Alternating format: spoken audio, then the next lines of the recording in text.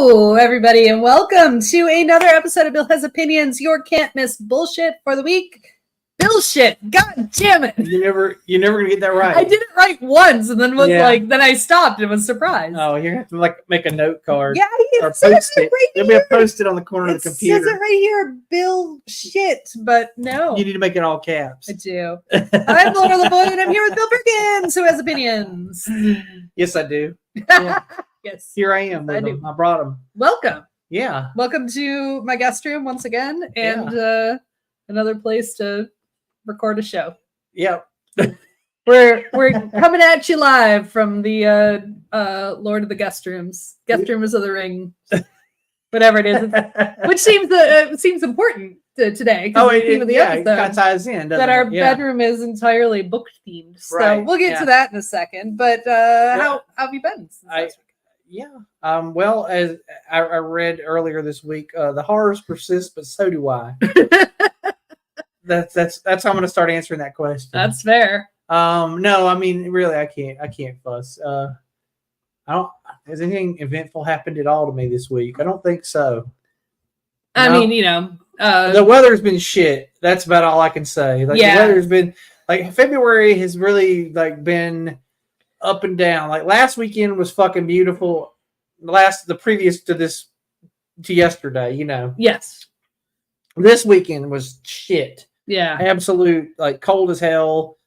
And I didn't leave the fucking house. I just binge watched bullshit on Netflix all day. Yeah, we did too. Which is okay. We actually went out. Because we kind of plan ahead our meals, and we had one more meal to make. We had two more meals to make, and I was going to make one on Friday, and we looked at the weather and we're like, nope, we're going out today. We're not making this till tomorrow. So we stayed in the rest of the week because Friday was decent. Were you making soup? No, Stew? but just that we could go out on Friday. Oh, Friday was still nice. Decent. Yeah. Friday was okay, but the weekend, Saturday, it got crazy cold, and it was even worse yesterday morning. I think, when I woke up, it was fucking freezing. I lit a fire yesterday. It didn't leave at all. Redonkulous. Yeah, and I didn't want to leave the house, so I was like, nope. No, thank you. I watched a lot of RuPaul's Drag Race. Okay. Which didn't do anything. Yeah. But I made dinner at night because we had the food. We binge watched. Let's see. We binge watched an entire series the other day called One Day. On Netflix. Did you do it in one day? We did do it in 1 Congratulations. day. No, I think we might have taken 2 days, actually. We might have took all weekend to watch that. Yeah. But I don't recommend it. It's one of those things, it's a cute concept. Actually, it's a redo, I think. They made a movie. It's based on a novel. Speaking of today's time, Speaking of novels. It was based on a novel. I think there was a movie back in 2011 with Anne Hathaway and somebody. And then this version, it was an update, but they made a series out of it, and every episode. So it's called One Day because this couple, they're kind of hit and miss, and they keep meeting each other. So they tend to hang out together, though, always on St. Swithin's Day, which is July 15th. All right. And the thing about St. Swithin's Day is in the UK, if on July 15th, if it rains, it's going to rain the rest of the summer. Or if it's nice, it'll be nice the rest of summer. It's not. It's not true. It's like fucking Groundhog. I was gonna say it sounds like some Groundhog Day bullshit. Yeah, it's some bullshit, but anyway, that's the whole. So also, it's likely to keep raining in the UK in the summer. I mean, that's just how the weather patterns go. Rain. It might rain all the time anyway. Exactly. Whatever, Yeah. But, I don't know, but anyway, but not great. It was, it was one of those. It was okay. It was okay. I'll say it ends sadly. So if you like that kind of thing, if you want to cry, my wife cried at the end. I do like a good. She knew, halfway through, she's like, "This is gonna go bad." I see where this is going. One of them's gonna pass away. Sometimes you just need a good cathartic cry, even if you do know what's gonna happen. Yeah. So she gets like the next day, she has a fucking headache if she cried over a movie. I don't mean to laugh at her plight, but it's a weird thing. It's an interesting trigger. Yeah. I'm glad that because I cry at everything, man. I'll cry at a commercial. I'll cry just having a Super Bowl commercials where they sometimes get a good voiceover from some Hollywood star telling you about some sad story. Yeah, some for sure. sappy shit. Absolutely. Old dogs don't care if you love them all the time. And you're like, oh, they do care. Yeah, absolutely. Absolutely. Well, speaking of crying all the time, what beer are you drinking right now? Oh, I'm drinking this one called Vernusgrüner. Vernusgrüner. Yeah, it's a Pils Legende, which I guess means legendary Pilsner. Legendary Pilsner. It's brewing tradition since 1436, brewed according to the German purity law. Right. German purity law, for those that don't know, just means it only is brewed with hops, barley, water, and yeast. Like that's it. That's all. The Germans are all about purity in a lot of different areas. Sometimes, and this is the one where they're right. Sometimes to their detriment. Yes, but in this particular case, they're correct. Just make a damn good beer. Well, I think I had this last week too. It's kind of the two styles I've been into lately. Yeah. We've got the ESB from Green Man, and then followed by the Porter from Green Man. Both are like just British. Like they're a local brewery here in Nashville. Yeah, but they're British style. styles, yeah. So they taste like So we're both just like in a old world style shit right now. Kinda, for sure. Yeah, absolutely. I have been alternating. It's been either German style, Pilsners, or it's been British stouts. That's kind of my like the two things I drink. Like if it's really cold out, I'm drinking a stout, and if it's like I just want beer, then I drink a Pilsner. Sure, so sure, absolutely. Been my jag lately. All right. There's nothing wrong with that. But speaking of nothing wrong with that, today's show, we are going to talk about, I think we may have done a books episode once before, but I don't think we got granular with it. Okay. And we may not have. I don't remember at all. There are 147 episodes. I have no idea. I could go look, right? But like we can, wants to do that. Yeah. But either way, we decided that we were going to do an old-fashioned kind of Oprah Winfrey style book club where we're just going to give you a bunch of titles and tell you why we recommend it or not. And we have mostly books we recommend, 3 books we don't recommend in the list. Yes. Which is its own story. We'll get to that. But why don't you give us a little book monologue? Okay, yeah. I remember back in the day, what first caught my eye was a little number called Goodnight Moon. What a classic that was. Was that even out when we were kids? It was. And it was a book I had as a child. At all. I have given that book to every person I know who has a child. That's the book I typically give them because I remember it fondly. I love that book. I actually still like that book a lot. Mostly because of the art style or something about it. Like the picture of the room is very soothing to me. I've always thought it'd be cool to have, like, if I had more rooms in my house, there would be one theme room in my house that was the room from Goodnight Moon. Nice. But alas, I've only got like 4 rooms in my house. If I had like 6 or 7, one of them would be that, But oh man, but that and A Pocket for Corduroy and love that one. Ezra Keats' The Snow Day. You remember that one? I do remember that. Do you remember the Velveteen Rabbit? Yeah, Velveteen Rabbit. Yeah, that's more of that's a wordy book. That's not a picture book, right? Well, yeah, yes, but it is. I remember reading it when I was pretty little. Okay. I remember Corduroy a lot. Yeah. And then you graduate and you got into, Tales of a 4th Grade Nothing and, that kind of thing, right? Super Fudge. At one, all the Judy Blume, but yeah. I remember as a rite of passage for tween girls, which you probably did not suffer through, or all the sweet, especially our age, Gen X, the Sweet Valley High. Yeah. And then there were spin-offs like Sweet Valley Kids, which were like a prequel series. Oh yeah, the Babysitter's Club also. Babysitter's Club, stuff like that. Yeah. Those were the girls had those and the guys had to Choose Your Own Adventure. I did read a few Choose Your Own Adventure. Which I love those, which were kind of a like combination book and role playing game. Sure. If you will. Flip to page 75. Yeah. Like, what did I choose? Oh, did you do the thing where you stick your finger in there and you hold it just in case you made a bad choice? Oh, yeah, absolutely. But then I would just go back and read it. I'm like, oh, well, now I want to see what happened over here, though. Yeah, what if I done the other thing? Yeah. Yeah, for sure. I definitely did. Oh, man, Encyclopedia Brown. Oh my God. Those I loved. Actually, there was a series like Encyclopedia Brown which is to say it was like a mystery book where you were to solve the mystery. It would give you like clues and you like had to solve it. Sure. But it was a tie-in to the Doctor Who series, and it featured K9, the robot dog. Robot dog. Yeah, but there was a whole series of K9 books. Nice. There were mysteries set in space, and they were like the Encyclopedia Brown, and they had like a sketch or something, and you use some clue to solve the mystery. I was in the reading club in one summer. You remember the summer reading clubs at the library? Yeah, absolutely. Or like the Pizza Hut ones. Yeah, that's what I'm saying. Like you'd wind up winning like a gift certificate for a pizza or some shit, if you read like 48 books all summer. Yes, and I agree. Encyclopedia Brown over Hardy Boys. But Hardy Boys, to be fair, was, a generation or two before us. Yeah, I think it just didn't touch with us. Like it didn't hit. Like, I mean, I read Nancy Drew, but yeah, I mean, meh.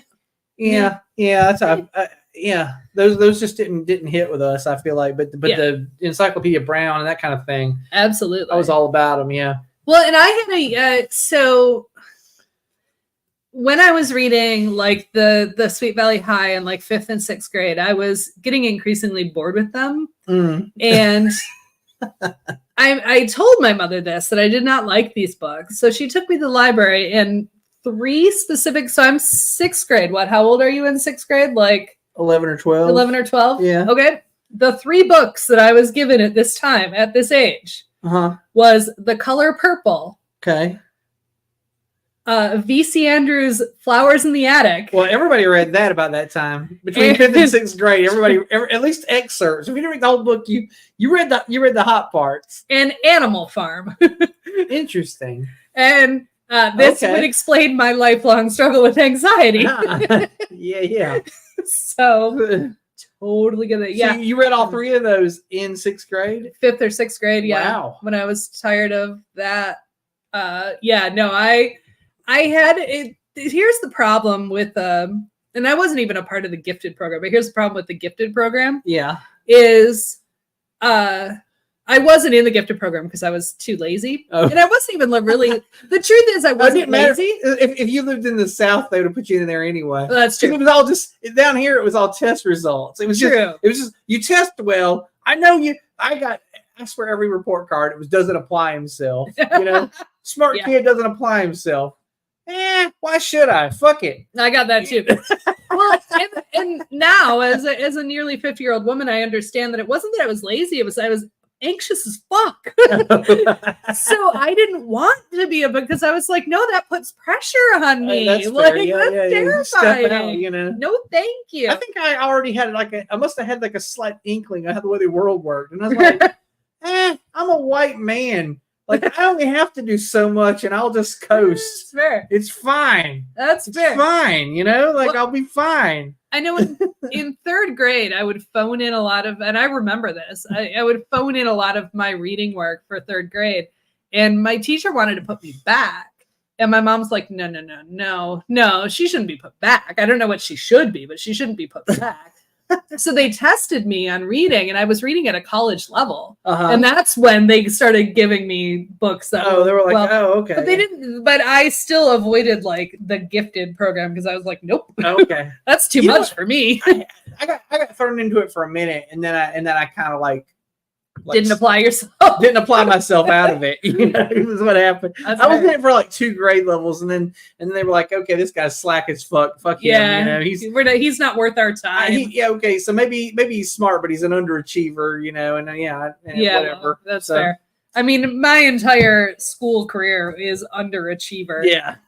Because I purposefully threw things like I had glasses from the time I was in 3rd grade, so everybody thought I was a smart kid. Right. And they would copy off me and stuff, but I only half-assed. What's up with that? That's some shit. Like, you have bad eyesight. You must be smart. Your fucking eyes don't work. What even is that? No, that's absolutely true. It's like the kid with bad teeth being like, I'm going to copy off of him because he's got bad teeth.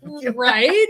But somehow glasses meant nerd, I guess, because I want to see. Because you burnt your eyes out reading books, right? I actually was once told by a woman that she discouraged her children from reading because she's thought that's how they got glasses. Oh. And I'm like, Well, okay, so I can tell you this. As very, very, very avid readers, yeah, maybe, because they'll stay up all night reading books in the dark. with a flashlight. Yeah.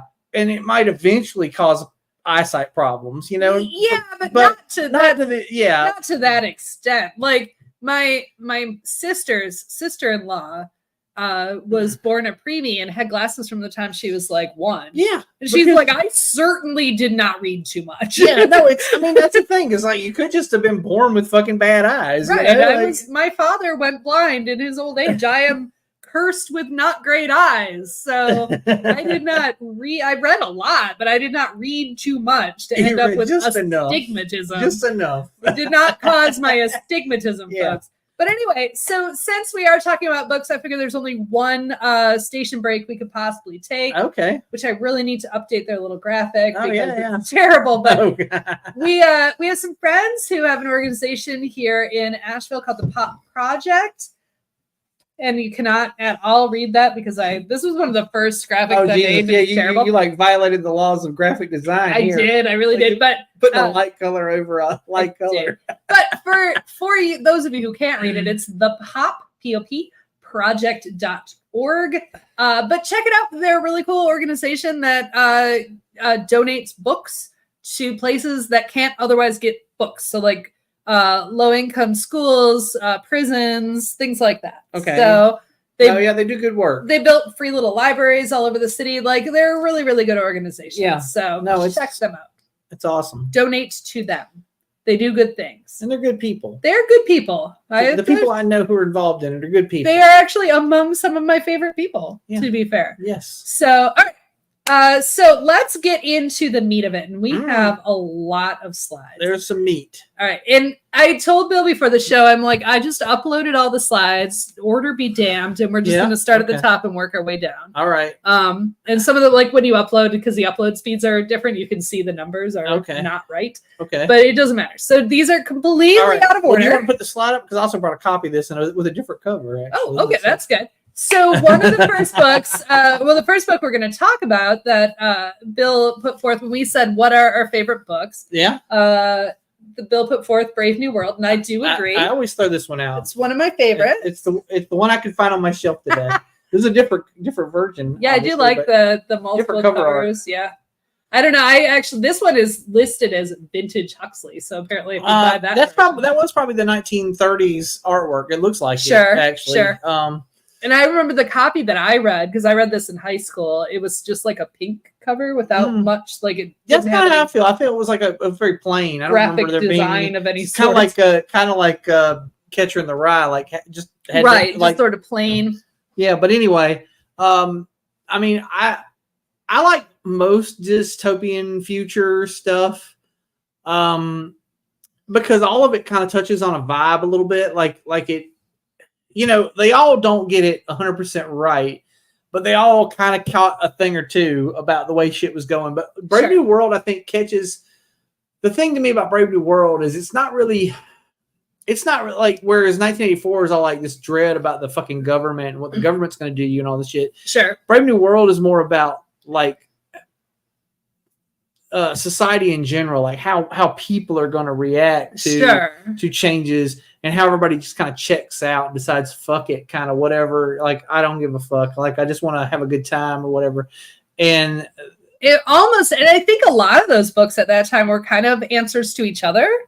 Like, in some ways, Brave New World is an answer to 1984. Like, here's what real people think. You know what I mean? Yeah. I don't know if that was the legit thought process of writing it, but that's kind of how it feels. Right. When you're reading them. Okay. Yeah, but I mean, I've read a lot of them. I've read 1984 and Brave New World and We, which is a book written by God, I can't pronounce the guy's name because he's Russian. But there's a Russian novel called We that's from the same time period, also from like the late 20s, early 30s, somewhere around there. Which also predicts like, you know, a future society, you know, where these things will be important and these things won't, or whatever the hell. Then you jump and you've got other things like that, like The Giver. Remember Lois Lowry, The Giver. I would put A Clockwork Orange. Clockwork Orange, yeah. In fact, Anthony Burgess, who wrote A Clockwork Orange, Also wrote 1985. Which was a direct response to 1984. Exactly, yeah. So you got, I love that kind of fiction in general, although I will say, so YA fiction in the last 10 or 15 years has kind of beaten it into the ground to the point where now I kind of don't like it anymore. Sure. Between the Hunger Games and then what was it, Maze Runner and sure. Divergent. Divergent, series. yes. It's a whole bunch of it. And it kind of got like it was just so much of it at once, and I was like, all right. And it was also that was in the era where you wrote a book, they made a movie. You wrote a book, they made a movie. Like it's almost like, and I've sat in on panels at DragonCon where authors have said that's kind of the goal. Like that's the way your publisher kind of pushes you. Like you come in with a idea and they say, can you make 3 novels out of it instead of 1? Correct. And can we sell it as a movie? You know, and so it's kind of like it's almost become formulaic and stupid. Oh, we even skipped over fucking Margaret Atwood. Oh no, that's next on the list. Okay, very good. In fact, which what we're talking about, which also is randomly next on the list because, like I said, these uploaded in no particular order. Okay, but while we're talking about and I think so. A lot of people didn't talk about Margaret Atwood at the same time as they talked about Aldous Huxley and Anthony Burgess, and like at that time when those all came out, people weren't talking about. This came out in 1984. Well, yeah, this came out a lot later, but people didn't. But I think English teachers now teach it as a unit together. Now, 100%. But it didn't at the time. It did not. And honestly, there's another one we're going to talk about that I don't know if it's the next thing, but could also fall into this. Yeah, I probably could. There is, and I probably could have put these in groupings. But we'll get to. I see it on the list. But Margaret Atwood this was one of my all-time favorites that I had to put on the list. And the reason I read it, my college roommate had a women's study class, and I have anxiety. She had her anxiety levels were out of control in college, and she started to read it and was so upset by it that she threw it against the wall and refused to read the rest of it. And you said, I have to read that. Well, yeah, I was like, I mean, it's a free book, basically, was what I thought about it. Actually, up until fairly recently, I gotta tell you, if you have anxiety problems, dystopian fiction read it. Might not be the genre for you. Right, and the only reason I can do it is that's how, I cut my teeth on dystopia. So it is both what causes and it feeds my anxiety, but also assuages it a little. Because sometimes you read that shit and you go, well, it's not that bad yet. Yeah, exactly. Welcome to Handmaid's Tale. We're there now, folks. Yeah, you are here. But yes, Handmaid's Tale, just class. And I actually down the lane, I have another Margaret Atwood book, but I just want to preface this saying, honestly, if I could put every Margaret Atwood book on this list, I would. Okay. I've not read a book she's written that I did not love. Okay. I think she is one of the greatest writers of all time. And the one thing I will say about how she writes, I mean, she's just brilliant. And she knows all the rules of writing and then breaks them. Like she went into it with that. And she's just a masterful writer. Okay. All right. Next on the list that uploaded. Look, it's my all-time favorite book. The Last Unicorn by Peter S. Beagle, which is not a dystopian future. But also he foresaw Red Bull. It's true. As you can see, my copy is not actually The Last Unicorn itself. You've got it's a whole omnibus thing. Yeah, it has all of his things. But the reason I have this, first of all, I saw the movie when I was 7, which again would explain my anxiety problems. And so I bought so after I saw the movie, my dad and I went to the library and we checked out this copy from the library. And this very one? No, is this a library copy that's got a card in the back? No, that would be awesome. But you stole it. I stole it. But we tried to read it, and it turns out Last Unicorn is not a children's book. We tried to read it at night. My dad would read to me when I went to bed. Yeah. And it is not a children's. Oh, it's like Princess Bride. It turns out it's got a bunch of themes that are actually about politics and all this other stuff. And you're like, oh. Several years ago, well, it's mostly existential dread. It's really what comes in. Several years ago, I found that many, 20-some, they're almost 30 years ago now that I think about it, I found this copy in a used bookstore in Madison, Wisconsin, and we bought it. But then a few years after that, I got it signed by Peter S. Beagle. But my favorite part is he just randomly opened to a page, and it happens to be the plate for Lila the Werewolf, which is not my all-time favorite book. But that's okay. I'm okay with that. Did you read Lila the Werewolf? Oh, yeah, I've read it. I've read everything in here. Okay. They're all great, but I have, as you can see, that's a short story. That's a short story, and then The Last Unicorn I have marked. Oh, okay. I have my favorite passage marked. Oh, so yeah, I'm obsessed with this book. So anyway, I do highly recommend. It is a fantasy book, but it's not high fantasy. It's like fantasy adventure. Yeah. And if you saw the movie, which I forced you to watch the movie, sure, like, yeah, last year. You made everybody watch it. I did. I invited a bunch of friends over. If you hang out with over. Laura long enough, you're gonna have to be watching. That's true. All my college friends will tell you that too, because that's why they all saw The Last Unicorn. You're gonna watch Last Unicorn at some point. That's fair. All right. So then you sent me Kurt Vonnegut. Yeah. And I agree. God Bless You, Mr. Rosewater is probably my favorite of his books. This is, and I only came to, it probably, if you'd asked me like several years ago, because I read all of his stuff. Like, he was one of those people I got on, and I would typically do this. I would read an author. I'd like something they wrote. Read everything. And I'd read everything until I got tired. Like, once I hit the bad thing, I'd be like, all right, I'm done. So, God, to that extent, I only finished one, who's the guy? Stranger in a Strange Land. Heinlein. I've only read one, and that's not even the one I read. But I bogged down in his stuff because I got some Heinlein, but I'm going to bring that up a little later. But people who are good, yeah, I read everything they did. So I've read every Kurt Vonnegut novel that was ever written, and I've read some of them twice or three times or whatever. But a couple years ago, I was at a beach house, and actually, I want to say this because I don't read as much as I used to, and I feel bad about it all the time. I constantly feel like I'm a dumbass because I don't read. I mean, I read.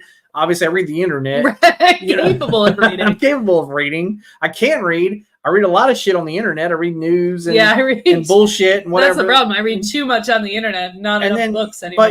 But I'm always distracted. I can't sit down and just let myself focus on this book unless I'm like at a beach house or something. And that's when I do my actual reading. Right. So, but a couple years ago, we were at a beach house and they had that book on the shelf. God Bless You, Mr. Rosewater. And I read it again because it was there. And I was like, fuck yeah, this is good. Whatever, I'll read it. And I read it again. And I was like, damn, this is such a good book, So, absolutely. I mean, and there's not really a bad Kurt Vonnegut book, but no, and that's what I'll say. So, like Margaret Atwood, I think Margaret Atwood is an amazing author. I agree with, although Kurt Vonnegut, I don't think he knew the rules, but he broke them anyway. And that's what makes him a really good writer. And I love everything I've ever read by him. I love every book. The one I will normally recommend if somebody comes in with no Vonnegut. Cat's Cradle. Oh, I recommend Slaughterhouse-Five. Okay. See, but I think either of those really are fine starting points. The reason I always recommend Cat's Cradle is because Cat's Cradle's got some concepts in it that actually pop up again in several his other novels. In his other novels, it introduces the Tralfamadorians, I believe. It has a bunch of, he's got this philosophical stuff like the caress and things like that. And that's mostly why I handed that one to them. Is I want you to understand this is what this guy's about, And if you read this one, it's kind of it lays the ground rules for the rest of his stuff. Sure. But anyway, it doesn't matter. Read some Kurt Vonnegut. I do agree with that. But I'm about to click on a book. So before this show, Bill and I had a contentious argument about.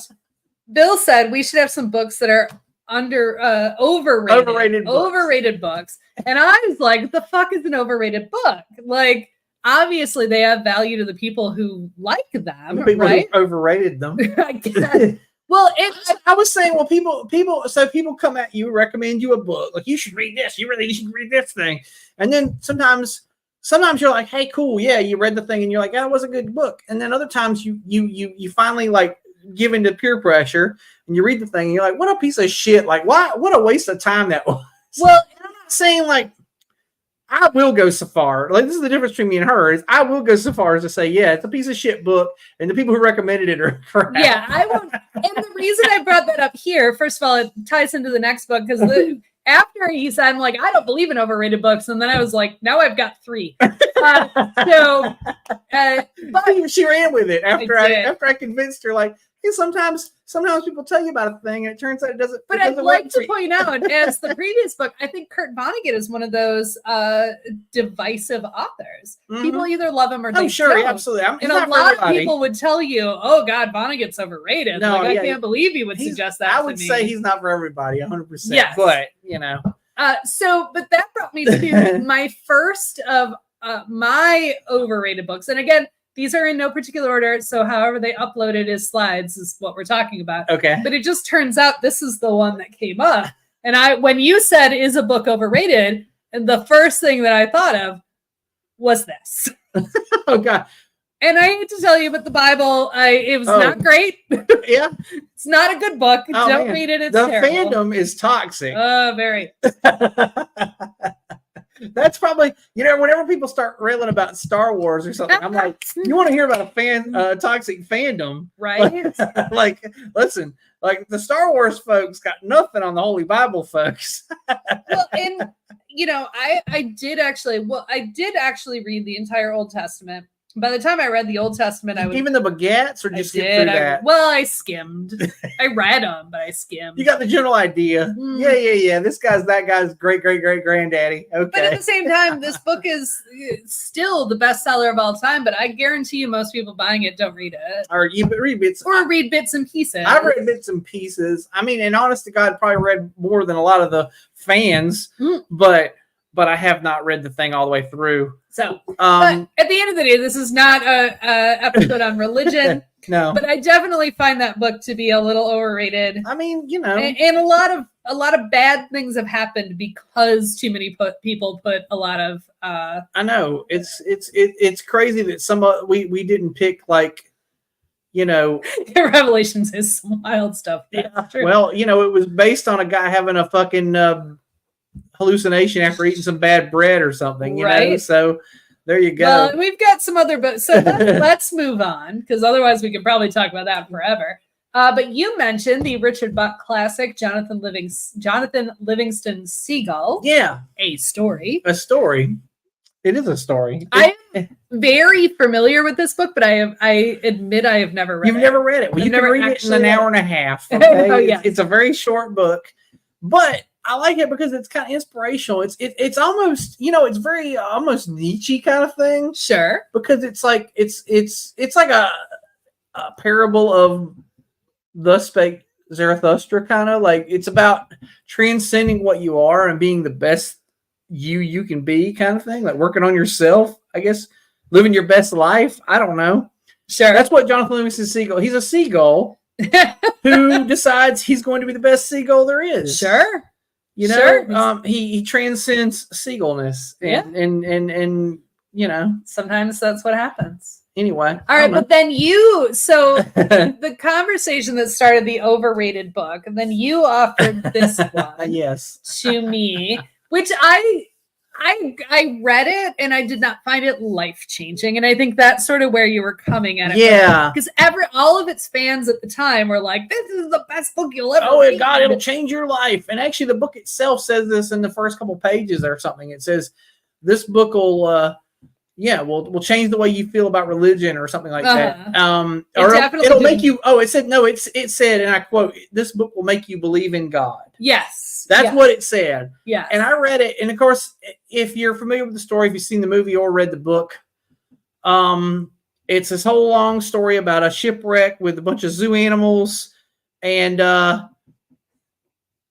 some we've got opinions, folks. Interesting. Okay. I'm with you, Jim. Well, I'm not with you. I don't know, but I'll check out. That's what I'll say. Other books are, this is what we do. Yeah. We recommend books. Okay. That's what. If you look under your seat right now, you have a copy of every single one of these books. Everybody in the audience, you get a book, and you get a book. Yeah, for sure. But Life of Pi, so it sold me that whole thing. Like, you're going to believe in religion. And then it goes to tell you this cockamamie story about some animals on a boat and all this stuff happens. And then at the end of it, it's like some guy says, well, did that really happen? And then he goes, well, maybe that happened, or maybe it happened like this. And he tells you this more realistic story of some people who survived a shipwreck and how they digged each other over. And then he says something like, well, what was a better story? Wouldn't you rather hear the better story? Because that's what religion is the better story. And I'm like, well, that's some shit. Right. I mean, Like, here's the thing. get out of here with that. I actually don't disagree with that hypothesis. No. Except the lesson I get out of it is the complete opposite. Which is yes, the better story is a better story, but that doesn't make it something I need to like believe in. Exactly. Because I guess that's the thing. Like, was it a good tale? Sure. Did I like hearing it? Okay. Do I have to believe in it? Nah. Right. Yeah, nah. I mean, it's like I'm just not that person. It doesn't work that way for me. I'm like, yeah. If I hear a cockamamie story, I immediately kind of like, something seems off. That seems like made up nonsense to me. You know. So exactly. Yeah. So when the big reveal was that this didn't happen, and it turns out it was just people on a lifeboat fighting. People on a boat. Yeah. Then I was like, okay. Not a tiger on a boat. Spoiler alert. It's people on a boat. Yeah. Yeah, I agree. I read the book. Everybody talked about reading the book. And here's the thing about that book is I do think that the conceit, this book will make you believe in God, is what got a lot of people, because they're like, oh, now I'm thinking about God. And clearly I like God. kind of the same way that I'm always thinking about the Roman Empire. Exactly. Exactly. All right. Next one down the line. This is one of my recommendations. All right. I cannot recommend this book enough. Never Let Me Go by Kazuo Ishiguro. It is a dystopian future a la Margaret Atwood. Okay. But it is it's less about the dystopia than it is about the people experiencing it. Okay. And it's well, that usually makes for good that's honestly the way I sell my wife on genres that she doesn't like. Like when I try to get her to watch a movie or a show that takes place in space, right? Or that has zombies or something like that, and she's like, I don't want to watch that. I don't like zombies. I don't like space. But it's about the people. I'm like, but it's about the people. And then she goes, okay, fine, whatever. And then we watch it, and she ends up liking it sometimes. So Never Let Me Go is until you don't like it or whatever. It is a gut wrenching story. It'll make you sob in the end. They did make a movie out of it, so you could always watch that. But I highly recommend reading the book. You should read the book. I do think you should read the book. I think in that case, there are books and movies where you're like, you can watch the movie, you know. I mean, you can. If you refuse to read it, go watch the movie. It's not bad. Okay. It has Keira Knightley and one of the Spider-Men, Andrew Garfield. Okay. And it's not bad. It's a pretty good. But you should read the book first. Yeah, you should read the book because the book is just beautiful. All right. Beautiful. I would read the book. Maybe I'll buy it and take it to the beach or something. Sure. If I had a copy, I'd give it to you, but I do not. Yeah. Kazuo Ishiguro is another one of those writers that's just poetic and just a beautiful writer. He's written a bunch of other stuff that is also quite good, but I think this one is the one that takes the cake. Personally. Okay. All right, and then you submitted an entire series. A trilogy. It looks like it's a quadrilogy. Well, kind of. Okay. Yeah. There are 4 books listed here. But anyway, it's the Old Kingdom. Well, actually, I'm not familiar with whatever the 4th one is. So that must have been... So the story wrapped up in 3, but I think he's gone back and revisited that happens a lot. World yeah. Since then. So, I mean, I know I read a short story that also took place in the Old Kingdom after he finished the trilogy. Anyway, good stuff. It's actually this is a YA fiction also, but it's a interesting thing. So in this world, there's a new kingdom and an old kingdom, and there's a border. Okay, sure. And the old kingdom is basically medieval. And the new kingdom is like in the 1930s, kind of. Nice. And the border is actually like a magical border. So things that happen in the old kingdom happen with magic, and things that happen in the new kingdom happen with technology. And technology does not work in the old kingdom, and magic does not work in the new kingdom. All right. So it's an interesting world in that way. The series starts out. It's a coming of age story about a young girl. Her father's got a government position. He's called the Aberson, and the job of the Aberson is to bind the dead, which is if the dead get up and walk around, he has the means to make them not. Okay, yeah. He's a type of reverse necromancer, right, right. Like, please stop the zombie horde. Yes, do not do that. Lay down and be quiet. Okay, please stop being a zombie Rest horde. in peace, I command it. And the way he does it, he's got this bandolier with bells, and each bell has a different spell attached to it. So there's 9 bells, and each one of them does a different thing. You should read this. You'd love it.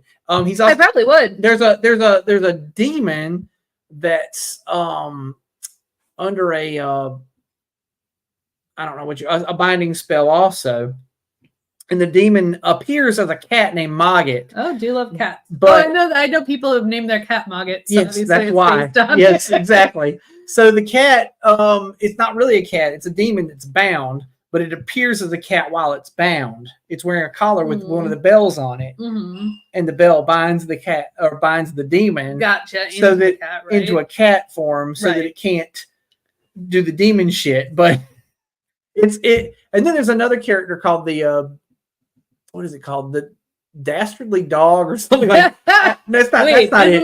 It's not a barbaric. It's not dastardly. It's something. It's the disreputable dog. Sorry, it's a spirit that appears as a dog called the disreputable dog, but that's in the second novel, Lyrial. It's really good stuff.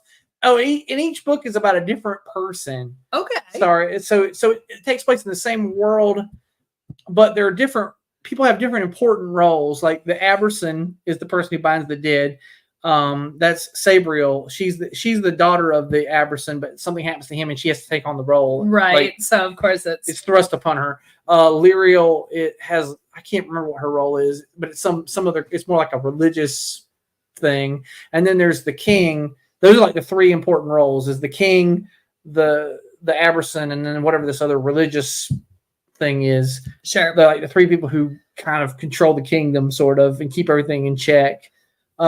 Really good stuff. So it got me thinking about fantasy novels, though, and I did not put I didn't put any fantasy on this list, but it made me think of a series that I would, or well, not even a series, an author I would have put on the list had we needed more. Sure. Which we certainly don't. But so reading up on that, and when you sent it over to me, I thought of, are you familiar with the author Guy Gabriel Kay? Can't say as I am. All right. Well, if I'm going to read these, you should check out his stuff. Okay. I honestly can't even remember that. So I'll tell you after. There's a series that's so all of the series are based on folklore. Okay. But he turns them into fantasy. Okay. And the first series, I think it's the something tree. The Giving Tree. Not the Giving Tree. No. Matt might remember, but it's a trilogy, and that was his first series, and it's based on Celtic mythology. Okay. And then he's got a couple of Halloween tree either. Nope, not that tree either. I would Google it. I'll post it in the comments. Okay. What, the summer tree? The Finnevar's Tapestry. Yes, so the first book is called The Summer Tree, but the whole series is called The Finnevar Tapestry. Right. And then he's got a book like the Sarantian Sea, which is kind of a Byzantine. And then so he kind of takes on different cultures of Europe and makes them fantasy. Okay. And they're really, really, really well done. But the Finnevar Tapestry is the one you should definitely read first. Mm-hmm. And I think it's just a trilogy. It's phenomenal. But that got me thin. Then there's a handful of other fantasy books that I would recommend. Dan Simmons wrote Hyperion and Endymion, which they're sci-fi fantasy based on Chaucer. Yeah, which are really, really fun. There's another book called A Canticle for Leibowitz that I would recommend. It's just really, really good. Thank you, Jay. Yes, the Sarantine Mosaic is the other one I was thinking of. Yes. And the Summer Tree. So, and I meant to throw out, which I said before the show to you, the Memory, Sorrow, and Thorn series by Tad Williams, which my son Simon is named after the main character from that. Not in my top 10, but it was in my ex-wife's top 1, probably. Right. Right. Yeah, it's a good series, though. I'm not going to knock it. And Game of Thrones is kind of a ripoff of it. Yeah, I would say so. Without using the term overrated, I will mention that a lot of fantasy series fall into that trap, and I think the Game of Thrones. Sorry, fans, but I do not like George R.R. Martin. I think he's not a good writer, and he's derivative, and he isn't even finishing the series, so nobody cares. He gave up on his own series. His money and was like, well, why bother? He doesn't even like it. I don't like it. I'm just copying somebody else and throwing some incest in there for good measure. And the other one that I hesitate to use the word overrated, but the other one a lot of people have recommended to me that I do not like is Patrick Rothfuss, who I have met and is a delightful man, but his books, the Kingskiller trilogy, of which only 2 have been published. So once again, he also stopped writing his own story. I'm making a trilogy, but I'm not really. Yeah. And I hate read. I got halfway through the first one and I was like, what the ever loving fuck is this? And I finished it. And then I hate read the second one. And I'm like, no, I do not like it. Okay. But I do know that he, as a person, he suffers from OCD. So a lot of the book is actually all the little details, which is in direct contrast to my own personal neurodivergence, because all it did was make me mad. Okay. Like, I'm like, stop with the fucking details and tell me a goddamn story. Oh, I hate details. Actually, I don't like Tolkien for that reason, because I feel like he gets bogged down in details. He does I do like Tolkien, but that's a show for another day. You do, but yeah, clearly I do. But to me, I got bogged down but because I was like, get it. I don't want more elf songs. Just get on with the fucking story. I understand. All right, but let's move on, because we got 15 minutes to cover the rest of these. We got to get through it. Here's one that was on both of our lists. Yes. Which also fits into the dystopian. Sure. Yeah. More like Margaret Atwood than like George Orwell. Yeah, more that. Yeah. Oops, I left a comment up there. Let me move that out of the way. Parable of the Sower by Octavia Butler. Yeah. Octavia Butler is one I would not say read all of her books, because some of them aren't great, but a lot of them are great. Yeah. So there's some concepts here that is really the reason I love it, is like the concept. Her idea for Earthseed is like it's the closest thing. I'm not a religious person. I don't believe in religion or spirituality. But if I was going to be, this is the thing I would believe in, which is the idea that everything we do has an effect on everything else. And what the concept of Earthseed is everything you touch, you change. Right. Everything, and everything that changes touches you. Exactly. Yes. So ergo, that's real. I can get behind that, because that's the truth. Yes. It's not made up nonsense. That's like a real thing. Well, and there's a level at which, because she was for example, Heinlein did literally invent a religion. L. Ron Hubbard did literally invent a religion. And because they were proficient white men of their era, they got religions. Whereas she, being a Black woman writing profound works, did not get a religion. Well, I don't think she really wanted to start a religion. No, she didn't. But neither did L. Ron. Well, L. Ron. Well, actually, they did. They had a bet. They had a bet. That's my favorite part of this. So for the Scientologists out there, this is a whole other episode. But that, like, it was a legit bet between them to see who could start a religion. And Heinlein did too, the Church of All Worlds. And it was a hippie movement. It was started out kind of as a Wicca movement. So anyway, but that's a story for another time. Yeah, I think hers was more almost a criticism of religion. Actually, I saw her speak one time. That's true. At a literary festival in Charlotte, and she said, because somebody asked her, what religion are you? She said, I'm recovering Baptist. And I thought it was funny. Right. Because also, same. Well, but, right.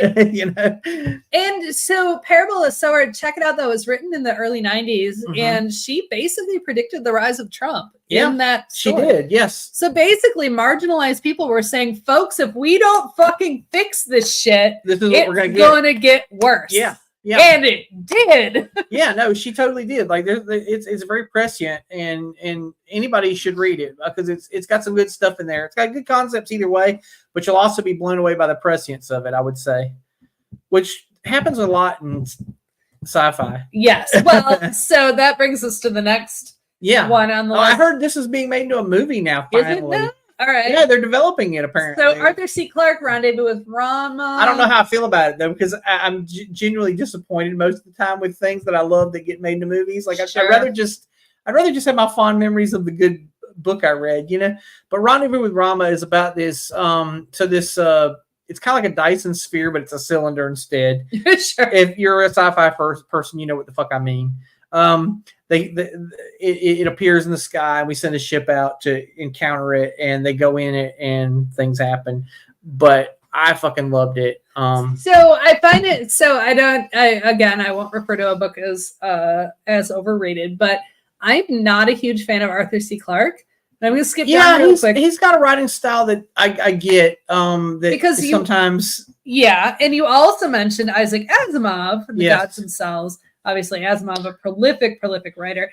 And Arthur C. Clarke. Well, Arthur C. Clarke has some problematic history in his background, but and Isaac, I get their contribution to culture.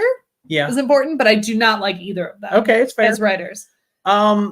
And to that point, because you mentioned earlier Heinlein, which you don't love, Right. which I loved Heinlein is also problematic as shit. And I think the difference is Heinlein was tackling these concepts, but as a pulp fiction writer, like it's pulp sci-fi, where it was quick, easy to read. Just here you go. Here's the stories. Whereas like Asimov got bogged down. Asimov is basically the J.R.R. Tolkien. Sure, he was an intellectual, and he kind of got. So the reason, and hey, I didn't suggest other things by him. Sure, this is his most readable thing, I think. Sure. Now, it was a novel, not a series of 75 novels. Exactly. And I'll tell you, aside from that Garth Nix thing, I don't usually recommend trilogies. I'm not a person who likes trilogies. I'm a person who's like, if you can't say it in one fucking novel, what are you even getting at? What are you even doing? You know, like I'm a fan of like, let's get in, let's get out. I enjoy Ethan Frome. It was practically a long, short story. Sure. You know, that was, by the way, the shortest thing I could read for a book report in high school. Ethan Frome. So you went with it. You're like, it's short and I can read it. A friend told me that that was the shortest thing you could read in the library for a short story, and I read it, and I was like, hey, it's actually a pretty good story. Yeah. But nonetheless, back to this. I don't like trilogies in general. Yes, Isaac Asimov can be very wordy. This is interesting. It's also a bet, not a bet to start a religion, but a bet to somebody bet him that you couldn't write a book about sex that was not about sex. Right. And so he did. Although the thing I love about it is just the general concept. The reason the name of it, the God Themselves, is from a quote that says, "The gods themselves against stupidity contend in vain." And if that ain't the fucking truth, so it's about some scientists who know a catastrophe is about to happen if we don't do something, and they try to tell other people, basically a Cassandra story, right? And of course you can't tell fucking people who don't want to hear. It's kind of similar to now, like scientists are like, hey, there's global warming, and everybody's like, hey, I don't want to hear you. It's not good for business. Right. You know? Exactly.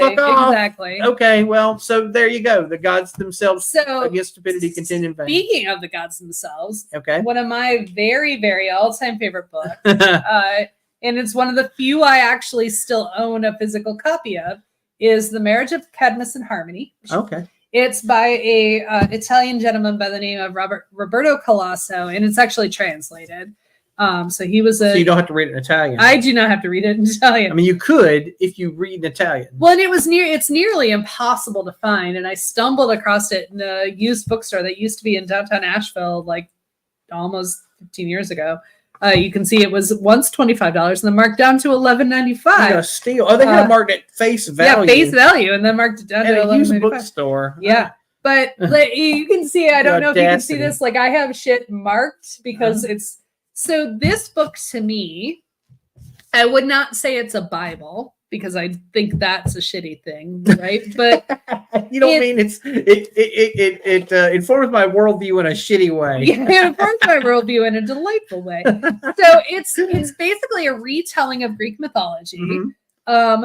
But in like what I love about the way he writes it is it's like you're sitting around a campfire and he's telling you the entire mythology of the Greeks. Like because in the book it's like so this story is so-and-so, and this and this and that happened. But before you can learn about that, I need to tell you this story. So the entire book meanders like that. And I've got, passages. Which is I can get behind that because it's the entirety of this show usually. Is that exactly. That's the way I tell stories. It's like, before I can tell you this story, let me take a quick aside to explain my history with this particular thing. But and it is it's researched, but not collegiate. Gotcha. Like it's written as a story. Okay. So you can start to finish. I got you. It's digestible. Yes, exactly. And it is. And I love Greek mythology, and it's just a poetic book that's worth reading. All right, we've got 4 more to get through before the end. Oh wait, we do have a comment real quick. What? Yay, we're both honorary librarians because we're recommending we're recommending 16 books and specifically telling you not to read. Don't bother with some other shitty books. Yeah, for sure. All right, so you still got to get to your shitty books, don't you? I only have only one. Trout fishing in America. All I'm going to say about this, Richard Brodigan, he was a late beat poet, which means he started writing beat poetry after the beat movement and kind of ended, and then he got picked up by the hippies kind of, and he sort of embraced that for a minute. He was very popular. I think in 1972 he was probably considered the most popular author there was. I think In Watermelon Sugar was a huge bestseller. Interestingly enough, he went from that being the most popular book in the country to being somebody whose books you can't find in print. Right. So when I'm at a used bookstore and I see a Richard Brodigan novel, if it's under $10, I purchase it, I put it on my shelf, and the next time I'm explaining Richard Brodigan to someone, they're like, I've never heard of this fellow. Give it to them. I just hand it to them and I say, here, take this and read it. Which is, I didn't have a copy of Trout Fishing in America on my shelf for this reason, because I keep giving them away. I had 3 or 4 of his other novels. He's also, I love his poetry. I love him as a poet more. I love, we need to do a whole show on poetry. We should do a show on poetry because actually I quoted a poem to you a day or so ago. That's true. Also, did we do it? I know we've read poetry on the show, but not a whole poem. I don't remember. But so I think you brought this one to the table. I think I agree that it's probably one of the best books. Oh my God, best. I don't like superlatives. But it is a book. When I got done reading this book, I wanted to read another book that was like this, but not this. You know what I mean? Like, sure. I just wanted to be like, I want to feel the feels of reading To Kill a Mockingbird again. Sure. Closest thing I think you can possibly get is maybe fried green tomatoes. Yeah, but I wouldn't even then, no, not really. Like I would actually put it's a similar vibe. It's similar vibe, but I would put if you're looking for the great American novel, yeah, I think To Kill a Mockingbird might be it. It's the I mean, oh God. It's I still keep meaning to be the ham at Dragon Con. I want to be Scout in a ham costume. Oh, nice. Wouldn't that be a deep dive? It'll be a very deep dive. Absolutely. From the movie. I mean, you don't see it in the I mean, it's in the novel. Well, but, I mean, you know, but you see it in the movie. I think that would be great. Oh my God. Yeah, I think To Kill a Mockingbird is just it's a great. I think I read it in high school because it keeps winding up on the banned list because it unnerves people, which is the fucking point. Exactly. It's supposed to make you go, hey, that shit's wrong. Well, I remember I read it in high school. It was assigned reading, and I remember almost nobody else in my class actually read it enough to digest it, right? Yeah. And I was like, shit, people, this is fucking amazing. This is the bomb. This is a good book. It's a great book. You should actually read it. You guys should read that. If you haven't read To Kill a Mockingbird yet and you're approaching 50, fucking read it, man.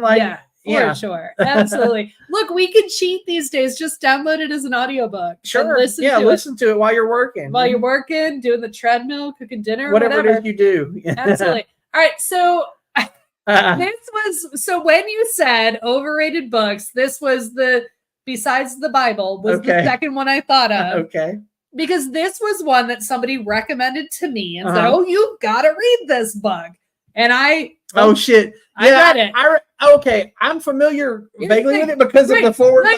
I remember this guy he's local. He's a local author, right? And the book takes place in Black Mountain. Yeah. It's about, so an EMP gets set off, as I recall. And all of the preppers in Black Mountain survive. Right. And because everybody, but then all the people from Charlotte wander up this way. Asheville, they actually build a barricade to defend from Asheville. Because people realize that these people have rations or whatever the fuck. I thought it was about people coming to the mountains because, and honest to God, this is the thing that happened to me, not because I'm a prepper, well, but I moved to the mountains because I realized in Charlotte several years ago when I left Charlotte, we were constantly having these threats of drought and like there's no water, there's no water. And I was like, well, fuck that, man. I'm gonna move where the water starts at, you know, like exactly. Because then I don't have to worry about it. Well, I remember in the book specifically was they built a barricade to stop the people from Asheville coming in.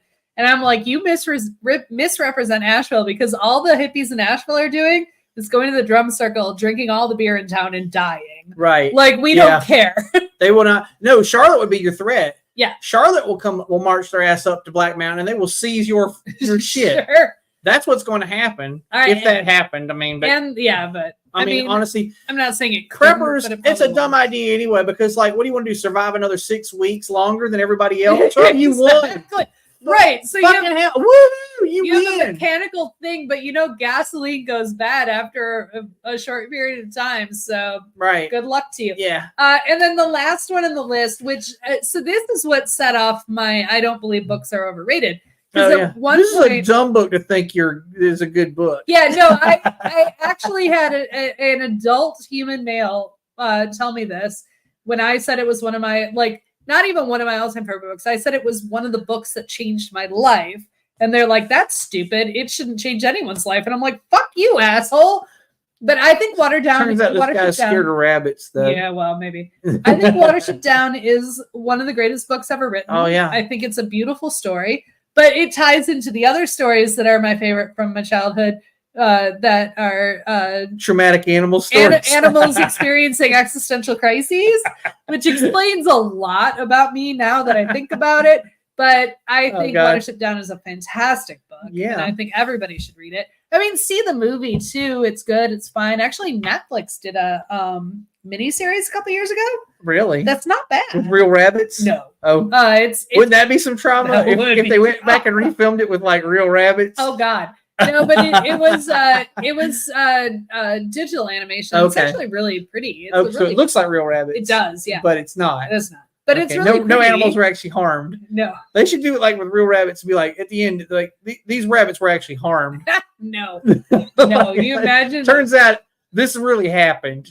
But I think Watership Down is an incredible story. It's good stuff. And it's a long book. It's a short. The original movie is very short. Yeah. But it's a very long book, but it is so worth it. What's cool about it is he creates an entire mythology and history of the rabbits. And I thought as a kid reading it. Like, I remember one night I read half the book while babysitting a baby. I didn't babysit a lot of kids because but I was babysitting my neighbor's brand new baby. Yeah. Who just slept all night. So I was just, I read half the book and just sitting in their quiet house reading the book. And then I was like, why do I have nightmares? But it's just the depth that he gets into of rabbit culture. Yeah. Is pretty impressive. I remember the whole thing when Fiverr almost dies, and he sees what is the black rabbit. The black rabbit. Yeah. Yeah, absolutely. I remember specifically reading that passage while I was babysitting in a dark, just an overhead light in a dark, quiet room while the baby's asleep. I'm next door to my own house. Yeah. I'm like, I'm scared. I'm going to go home and I'm going to see a rabbit and I'm going to be scared. Exactly. All right. But that does bring us to the end of our book club. Yeah. We hope you found at least a couple of books that you wrote something down that you might like. Go read it. Highly recommend it. Suggest things to us. Maybe we'll read a thing too. We would love that. I don't read enough. I don't either, and I may go read a couple of these between what we suggest to each other. I may go check them out. So why don't you take us away so we can go eat a pizza? Yeah, let's do that. Bill Has Opinions is engineered and produced by Laura Lavoie. The opinions of Bill are his and his alone, unless Laura agreed with them, in which case they agreed, and vice versa also, because, I mean, I'm going to take her word on the Holy Bible. I haven't read it all the way through, but it seemed like it wasn't going anywhere. I mean, I only read the first half. It seemed like it wasn't going anywhere. I don't know. I don't know. It seemed like a lot of nonsense. Like, it contradicted itself several times, and I was very confused. Anyway, be sure to like and subscribe if you're on YouTube. Follow us on Facebook. Hashtag can't miss bullshit, which Laura can't seem to recall. No, but the hashtag is out there. It exists. Hashtag can't miss bullshit. Yes. And leave us some comments, concerns, questions, ideas for future shows, whatever the heck. We don't care. Yeah, you don't like it? You don't like what we think about Life of Pi? Well, get bent. I don't care. But tell us about it. Yeah, do tell. I would love to hear your wrong opinion about it. This is where I'm willing to go the extra mile and say you're wrong for thinking that's a good book. Where she won't take that step. I won't. It's a bold step I'm willing to take. Anyway, he's doing the Lord's work. Yeah, I'll catch you next week. Maybe? Are we coming back? No, we're back next we are. week. I couldn't remember. I never know. We have a show all about leap year. Leap years. Oh my gosh. Yeah, that's great. It's the first leap year since we've had the show. It is, isn't it? Yeah. How about that? Look at that. Well, also that we've been doing the show for 4 years. How about that, people? So we'll see you. We'll see you then. We'll talk about. Is it on Leap Day? Is that when the show? No, it's like 3 days before. Okay. Well, anyway, we'll talk about leaping. I guess we will talk about leaping. All right. Have a good one. Bye, everybody. Nope. Nope.